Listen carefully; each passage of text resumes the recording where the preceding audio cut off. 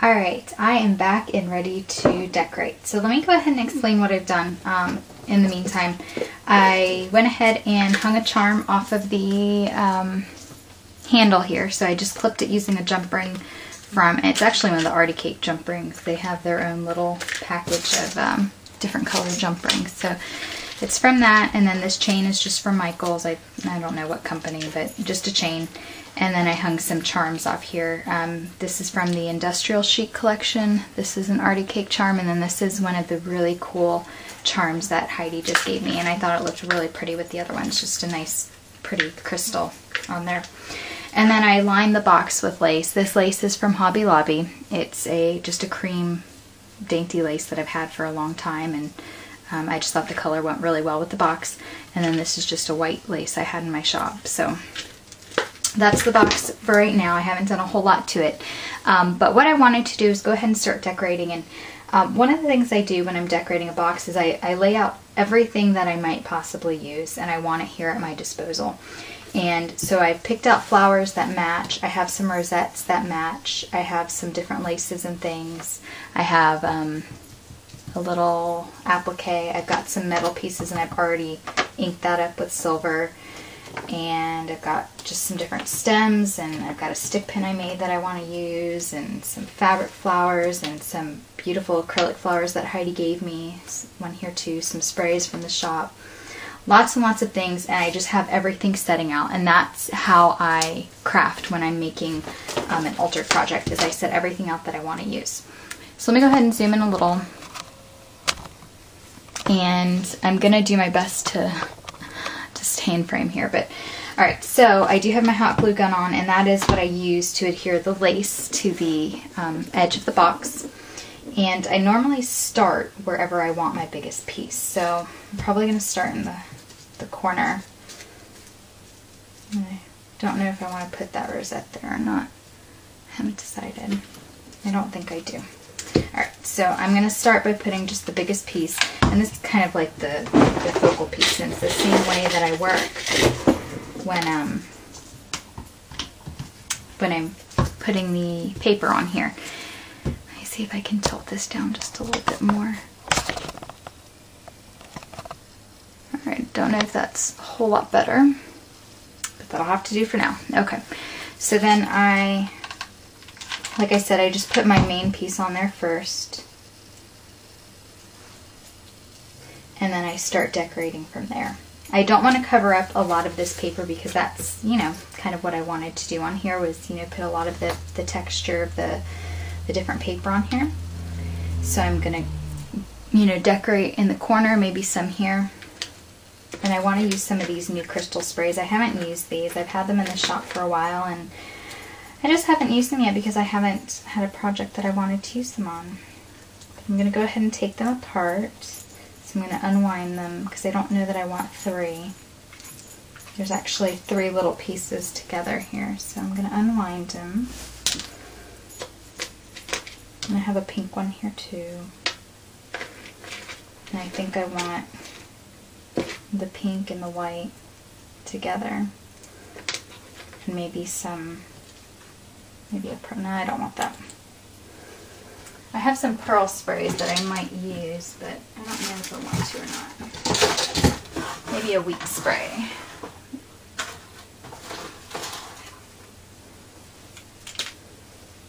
Yeah, I like the wheat spray. Too pink. Okay. So I think I'm going to use a wheat spray in this. And I want to get it kind of lined up how I want it. So I think like that, and then I'm going to twirl it back together. And I like these sprays because they, you know, they can bend however you want them to bend. So I want them to be kind of in this open area here because I don't know that I'm going to do too much in the corner.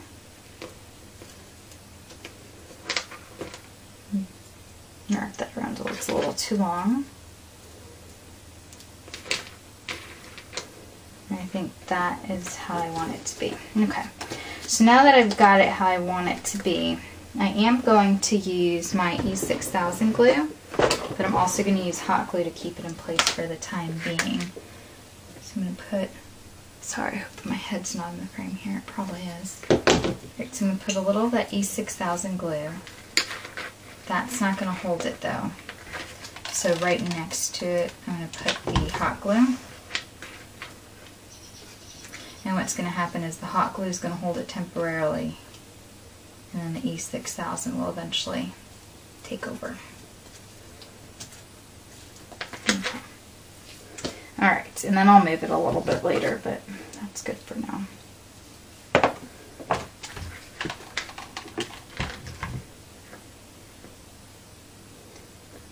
Don't want to get burned today, so I'm trying to be careful. I always get burned. Alright. Okay, so I'm good with that for right now, and now I'm going to continue to build up my flowers. That was just like the main thing I wanted to figure out where that went. Put it right there. And I always start with my, you know, bigger pieces in front. And then as you put things on top of those wires, that's going to hold it down too. And I've got some of these. I love these flowers. I haven't had a chance to really use them a whole lot yet, but I like them because they remind me of like those little puffs from Prima. Alright, let's see. And then I just kind of start experimenting with whatever I've laid out here. I know it, you know, matches what I want, so I just kind of start experimenting then with what looks good where. I need a pink over here.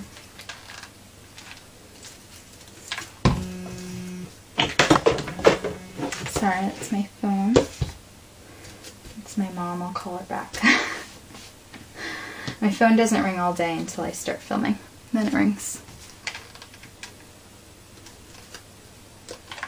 Now, one of the things I had mentioned earlier was that I set everything out and then I glue it down. Sometimes I do, sometimes I don't. I mean, as you can see, I'm just kind of gluing things as I set them down here. And sometimes I work that way. It just, I guess it really just depends on my mood or the project. Okay, I want to put that there, but I don't want the whole thing, so I'm going to cut it.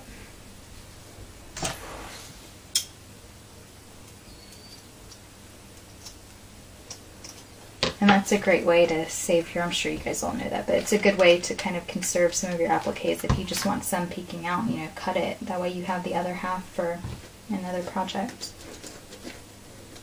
Okay. And then I've got this little, I love these kinds of laces that have the little, you know, flowers and things. Don't know if I want that pink there. I'll have that there. That looks pretty. And this is just a vintage lace trim I had. This was one of the first ones I got a long, long time ago. Pearl. Do I want a pearl? I think I do. I think I want a pink pearl though. Do I have a pink one?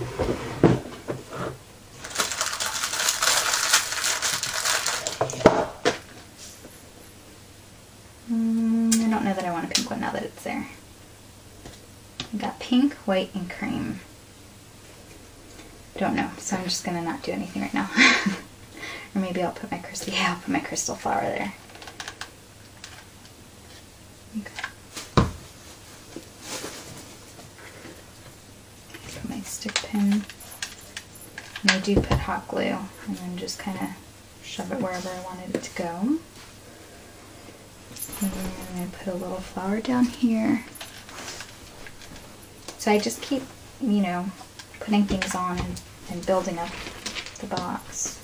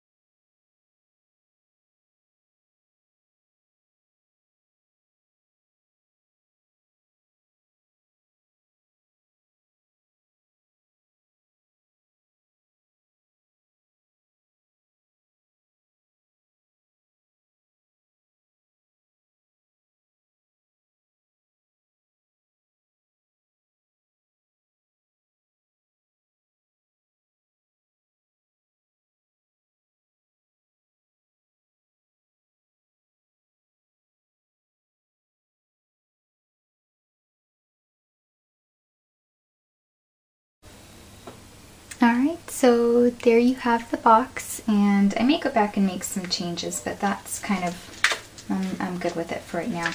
It's got this hanging off, and then what I'm going to do, I'm going to copy the idea from Sabrina's beautiful box and use some pearls as the feet, and these are from a chain that I bought from a bead landing collection, and I'm going to go ahead and do that now actually, and use some if I don't break them all, I'm going to use some E6000 and glue them on, and then I'm probably going to put the person's name that it's going to over here. I haven't decided. I've covered up most of the paper layering that I've done, but that's normally what happens. That's why I do it first and then do embellishments. So anyway, here's the box. I hope that you know, it wasn't really a tutorial, but I really hope that showing you exactly what I do was, you know, somewhat helpful. And if you have any questions, please feel free to comment below, and I'll do my best to answer them as soon as I can. So thanks so much, guys. Hope you're having a great night. Bye.